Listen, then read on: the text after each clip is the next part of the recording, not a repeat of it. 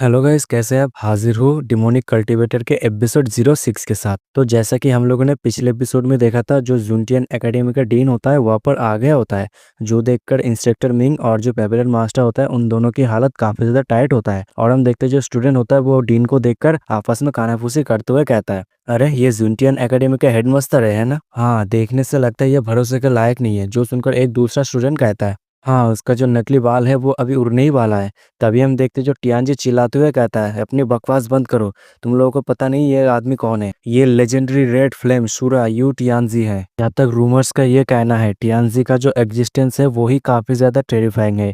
20,000 साल पहले उसने अकेले काउंटलेस डिमोनिक कल्टीवेटर्स को वापस स्लॉटर किया था। राइटनेस कल्टीवेटर्स के द्वारा उसे एक किलिंग मशीन में तब्दील किया गया। यहाँ तक उनका जो लाल रंग के बाल थे वो डिमोनिक कल्टीवेटर्स के ब्लड के द्वारा अफेक्टेड हो गया था। जो सुनकर एक स्टूडेंट कहता, हाँ तुम्हारी बातें सुनकर तो लगता है ये काफी ज्यादा पावरफुल है, काफी ज्यादा इंप्रेसिव है, लेकिन ऐसा क्यों लग रहा है उसका जो बाल है वो फेक है? तभी जो डीन होता है वो अपने लेंगजिंग को इशारा करते हुए कहता है, तुम्हारा नाम क्या है? जो सुनकर अपना लेंगजिंग कहता है, मेरा नाम वू लेंगजिंग ने। तभी हम देखते हैं बाहर, जहाँ पर हम देखते हैं अपना जावू जो घर के छत के ऊपर होता है, और फिर वो ये सब देखकर मनीमन कहती है, अरे यहाँ पर अचानक से जूनटियन एकेडमी का हेडमास्टर यहाँ पर क्यों आ गया? और लेंगजिंग ब्रदर ने उससे शुरू में ही ऑफेंड कर दिया। मुझे जल्दी से कुछ ना कुछ करना होगा। अभी अपना जावू टेलीपैथी के थ्रू लेंगजिंग से कहता है, लेंगजिंग ब्रदर मुझे सुन पा रहे हो? और हम देखते हैं अपना लेंगजिंग जो जावू का आवाज सुन पा रहा होता है, जिसके रिप्लाई में वो अपना लेंगजिंग कहता है, हाँ मैं सुन पा रहा हूँ। जो सुनकर जो जावू होती है वो अपने लेंगजिंग को हेडमास्टर के बारे में कहते हुए कहती है, तुमने हेडमास्टर का जो विग है उसे खराब कर दिया, जल्दी से उसे ठीक कर दो बिना उसे पता चले।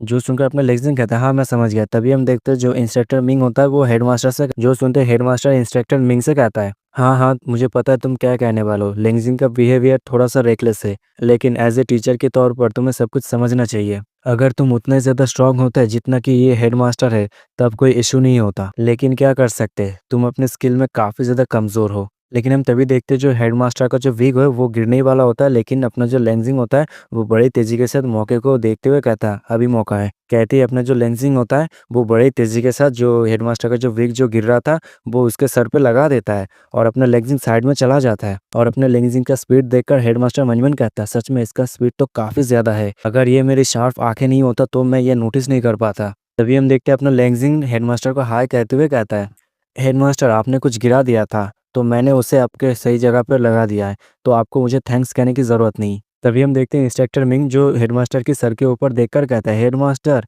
और हम अगले पल देखते हैं जो हेडमास्टर होता है उसके सर में वही सुई चुभाया होता है, और जो इंस्ट्रक्टर मिंग होता है वो कहता है, हेडमास्टर आप तो इंजर है। और हम देखते हैं हेडमास्टर के सर से खून निकल रहा होता है, लेकिन हम अगले पल देखते हैं जावू ये सीन देखकर काफ़ी ज़्यादा चौंक जाता है, और फिर वो हड़बड़ाते हुए कहता है, अरे लेंजिंग ब्रदर तुम हिडन वेपन्स और विग के बीच में अंतर नहीं देख पाए क्या? तभी हम देखते हैं इंस्ट्रक्टर मिंग अपने लेंजिंग का गला पकड़ते हुए उसे चिल्लाते हुए कहता है, कमीने कहेगा तेरी हिम्मत कैसे हुई हेडमास्टर के ऊपर अटैक करने का? और हम देखते हैं अपने लेंजिंग उसे माफी मांगते हुए कहता है, प्लीज मुझे माफ कर दीजिए, मुझे गलती से मिस्टेक हो गया।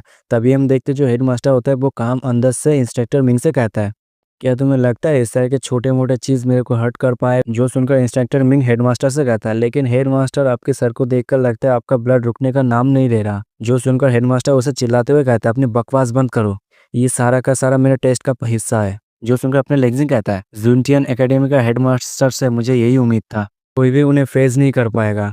जो सुनकर जावू चिल्लाते हुए कहती है, क्या तुम देख नहीं पा रहे वो वहाँ पर ब्रेव बनने की कोशिश कर रहा है? तभी हम देखते हैं जो हेडमास्टर होता है वो अपने सर से वो सुई निकालते हुए कहता है, ये तो बस एक छोटा सा वेपन है, इसे निकाल दो फिर हो जाएगा। लेकिन हम अगले पल देखते हैं हेडमास्टर के सर से खून और भी तेजी के साथ निकल रहा होता है, और हम अगले पल देखते हैं जहाँ पर हम देखते हैं जो हेडमास्टर होता है वो नीचे गिर जाता है। जो देखकर इंस्ट्रक्टर मिंग काफी ज्यादा चौंक जाता है, और हम अगले पल देखते हैं इंस्ट्रक्टर मिंग जाके हेडमास्टर को पकड़ लेता है, और हम देखते हैं हेडमास्टर के सर से खून अभी भी निकल रहा होता है। ये देखकर स्टूडेंट आपस में कहते हैं, क्या ये हमारे फ्यूचर के हेडमास्टर है क्या? ये तो किसी भी एंगल से कोई हेडमास्टर नहीं लग रहा, ये तो कोई बुड्ढा खूसट है जो सिर्फ बड़े बड़े बातों करना जानता है। तभी हम देखते हैं जो पेविलियन मास्टर होता है वो सभी स्टूडेंट से कहता है, सभी लोग सेकेंड राउंड फील्ड टेस्ट को छोड़कर चले जाओ, तुम लोगों का जो असेसमेंट टेस्ट होगा वो कल होगा दोपहर में। और उधर हम देखते हैं जो इंस्ट्रक्टर मिंग जो हेडमास्टर को उठाने की कोशिश कर रहा होता है। तभी हम देखते हैं इंस्ट्रक्टर मिंग और पेविलियन मास्टर हेडमास्टर को उठाया होता है, और इंस्ट्रक्टर मिंग कहता है, एल्केमिस्ट हॉल, जल्दी से हेडमास्टर को एल्केमिस्ट हॉल के ओर ले चलो।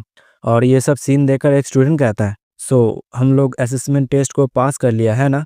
जो सुनकर एक दूसरा स्टूडेंट कहता है, हाँ लेकिन यहाँ पर कुछ गड़बड़ है ना? तभी हम देखते तीसरा स्टूडेंट कहता है, हाँ, ऐसा लग रहा है हम यहाँ पर कुछ भूल रहे हैं जो काफ़ी ज़्यादा इम्पोर्टेंट है। और हम देखते हैं अगले पल जो ट्रांसफॉर्मर होता है वो स्टूडेंट के ऊपर अटैक कर देते हैं, जो देखकर स्टूडेंट इधर-उधर भाग रहे होते हैं और स्टूडेंट कहते हैं, "अरे पेविलियन मास्टर, हमें लगता है आप यहाँ पर कुछ बहुत ही ज़्यादा इम्पोर्टेंट भूल गए। आप यहाँ पर पपेट्स को डीएक्टिवेट करना भूल गए।" तभी हम देखते हैं साइड से कोई अपनी लेंजिंग की ओर देखकर हँस रहा होता है और हम देखते हैं ये वही आदमी होता है जिसके साथ अपने लेंजिंग का 36 का आंकड़ा होता है। और हम देखते हैं ये आदमी अपनी इस लेंजिंग को देखकर मन ही मन कहता है, "मैंने तो ये एक्सपेक्ट नहीं किया था। तुम यहाँ पर मुझे खुद को सबमिट करने के लिए तुम यहाँ तक आ जाओगे।" तभी हमें कुछ देर बाद रात का सीन दिखाया जाता है जहाँ पर हम देखते हैं जो काफ़ी सारे स्टूडेंट होते हैं जो काफ़ी ज़्यादा इंजर होता है, जिनमें से एक स्टूडेंट कहता है, "हम लोग तो वहाँ पर मरने ही वाले थे, है ना?" और हमें अगले ही पल दिखाया जाता है जहाँ पर हम देखते हैं अपना जो लेंजिंग होता है वो अपने रूम के अंदर एक्सरसाइज कर रहा होता है। और हम देखते हैं वहाँ पर ज़ाबू भी बैठी होती है और अपना ज़ाबू लेंजिंग से कहती है, "अरे लेंजिंग ब्रदर, आप यहाँ पर रेस्ट क्यों नहीं कर लेते?" जो सुनकर अपने लेंजिंग ज़ाबू से कहता है, "नहीं, मुझे अपने एबिलिटीज़ को स्ट्रेंथन करना होगा, तब जाके मैं कल का जो असेसमेंट टेस्ट होगा उसे पास कर पाऊंगा।"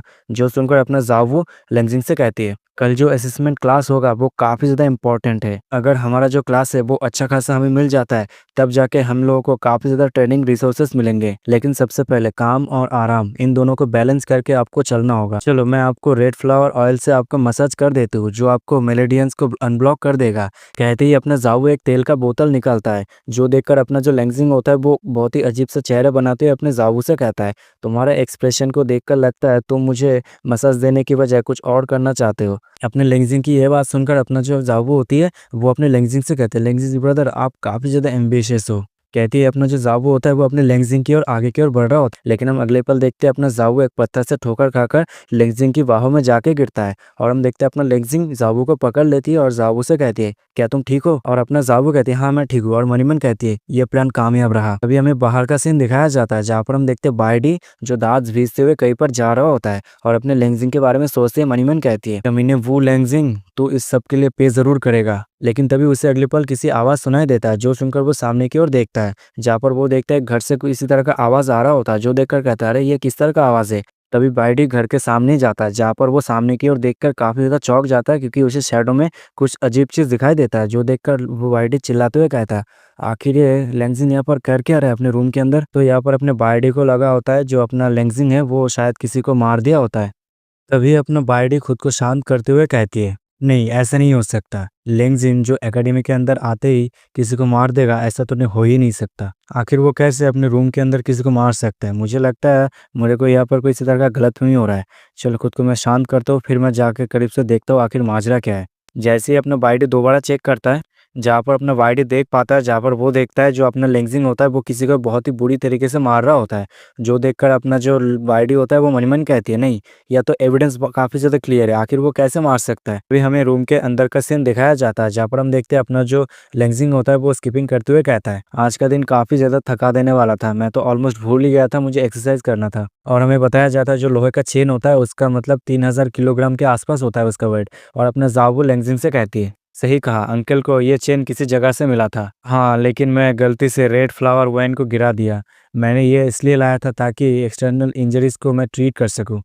चलो कोई ना, मैं इसे क्लीन कर देता हूँ।" कहती है अपना ज़ाबू अपने बैग से एक पट्टा निकाल कर उस मतलब वाइन को क्लीन करने के लिए जाता है, लेकिन वो अगले ही पल अपने पैर स्लिप करके वहाँ पे गिरने लगता है। और हम बाहर देखते हैं जहाँ पर बार्डी ये सब देखकर मन ही मन कहती है, "कोई फ़र्क नहीं पड़ता क्या होगा, मुझे जाकर उस लड़की को बचाना ही होगा।" लेकिन जैसे ही अपना बार्डी दोबारा चेक करने के लिए जाता है, जहाँ पर हम देखते हैं अपना जो ज़ाबू होता है वो विंडो के सामने आके गिरता है, जो देखकर अपना बार्डी काफ़ी ज़्यादा डर गया होता है। और अपना बार्डी हड़बड़ाते हुए कहती है, "नहीं, ये बहुत ज़्यादा लेट हो गया।" और उधर हम रूम के अंदर का सीन देखते हैं जहाँ पर अपना लेंजिंग ज़ावू से कहता है, "क्या तुम ठीक हो ज़ावू?" और हम देखते हैं अपना ज़ावू जो वाइन के अंदर पूरी तरीके से भीग गई होती है और फिर वो कहती है, "नहीं, मैं ठीक हूँ, लेकिन मेरे जो कपड़े हैं वो भीग गए।" और यहाँ पर हमें हमारा फैन सर्विस दिया जाता है, जो देखकर अपना जो लेंजिंग होता है वो काफ़ी ज़्यादा शर्मा जाता है।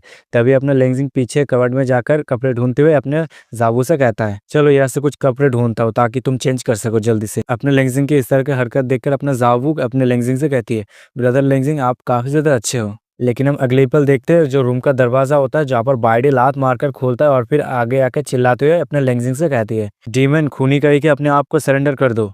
लेकिन अपना बाइडी सामने की ओर देखता है जहाँ पर हम देखते हैं अपना जो लेंजिंग होता है वो अपने कपड़े उतार कर जाबू को देकर उसे पहनाने की कोशिश कर रहा होता है और अपना जाबू भी अपने कपड़े उतार रहा होता है, जो देखकर जो बाइडी होता है वो और भी ज़्यादा शॉक्ड और मतलब चौंक जाता है और फिर वो चिल्लाते हुए लेंजिंग से कहती है, "वो डीमन खूनी कही का किसी को मारने के बाद उसकी लाश को ठिकाने लगाने की कोशिश कर रहा है, हाँ?" अपने बाइडी के मुँह से ये बात सुनकर अपना जाबू खुद को कहती है, अरे मैं कब मर गया? और अपना लेंजिंग कहता है क्या डीमन खूनी? तभी अपना लेंजिंग चिल्लाते हुए कहता है, अरे आखिर इसको कैसे पता चल गया मेरा आइडेंटिटी क्या है? मैं डीमन कल्ट का मेंबर हूँ, आखिर इसको कैसे पता चल गया? और अपने जाओ चिल्लाते हुए लेंजिंग से कहते हैं, नहीं ब्रदर, वो आपको नहीं कह रहा।